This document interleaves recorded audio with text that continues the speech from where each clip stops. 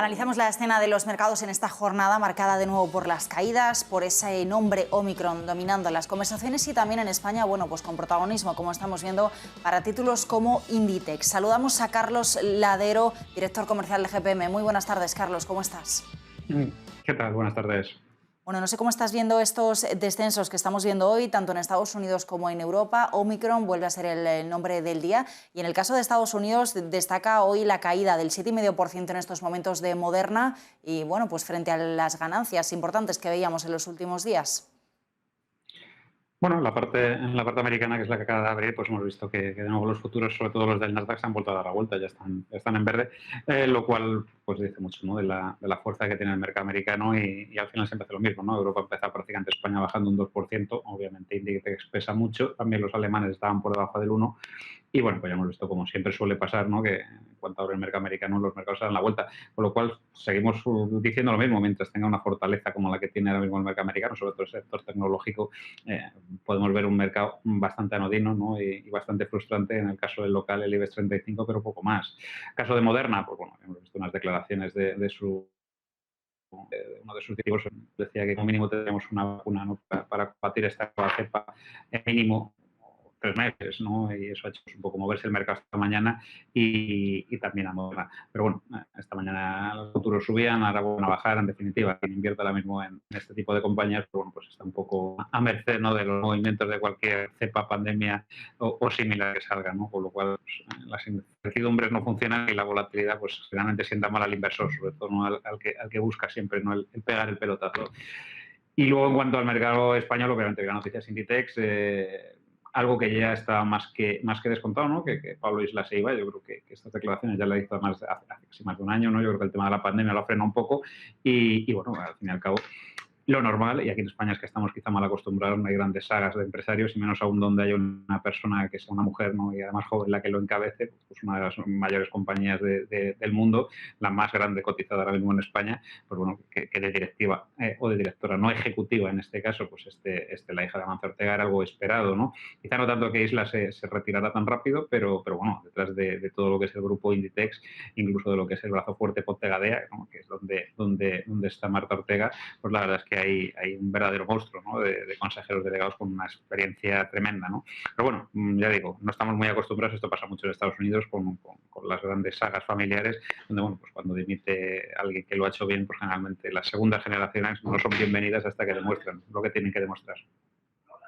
Carlos, precisamente, ahondando un poquito más en la cuestión de Inditex, ¿no? Hoy estamos interpretando cómo el mercado de alguna forma ve con cierta incertidumbre el hecho de que llegue Marta Ortega después de 17 años de liderazgo de Pablo Isla. Haciendo un breve repaso, al final ha sido el gran nombre detrás de la revolución de Inditex, detrás de esa escalada en la división de negocio de e-commerce y bueno, al final Inditex en cierta forma es el referente en el mundo de la moda tal y como lo conocemos actualmente, pues en gran parte gracias a la batuta de Pablo Isla. Una de las principales cuestiones ahora es a dónde se va a ir Pablo Isla, que es la gran incógnita que tenemos sobre la mesa y bueno, también nos estábamos preguntando pues por qué Marta Ortega era nombrada presidenta y no presidenta ejecutiva, aunque estamos interpretando que de alguna forma la llegada del nuevo consejero delegado va a hacer un poquito las veces de esa figura ejecutiva hasta que Marta Ortega se asiente un poquito más, teniendo en cuenta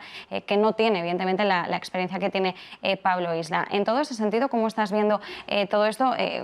Carlos, y además aprovechando también un poco que esbozabas un perfil de Marta Ortega, al final es hija de Amancio Ortega, sabemos que ha tenido sus incursiones dentro del grupo, pues trabajando en firmas como por ejemplo en Zara en Londres, así que conoce bien el negocio de dentro y además forma parte también de esa cultura de empresa familiar, pero sí que es cierto que hasta cierto punto pues no tiene todo el bagaje con el que contaba Pablo Isla, entonces también eso suscita determinados temores.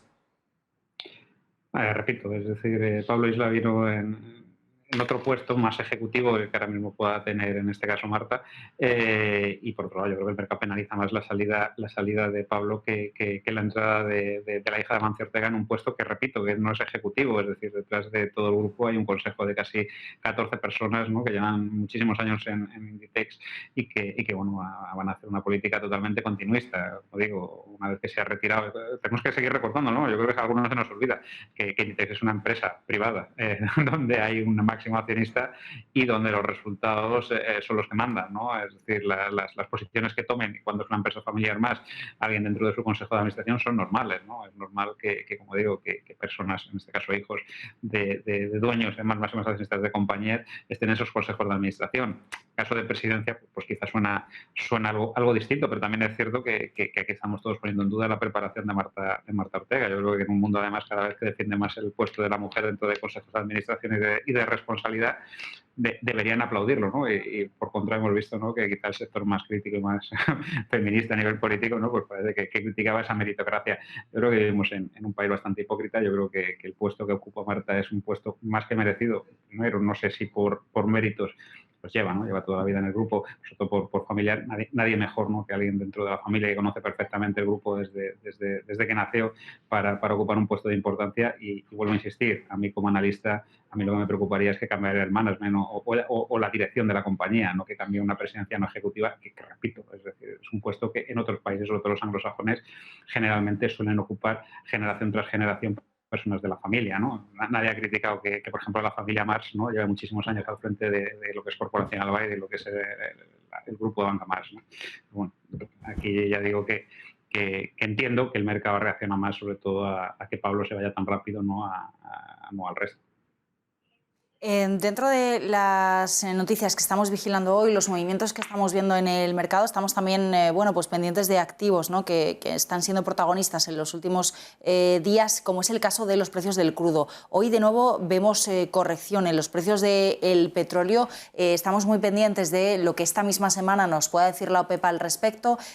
¿Cómo ves el movimiento en el sector energético?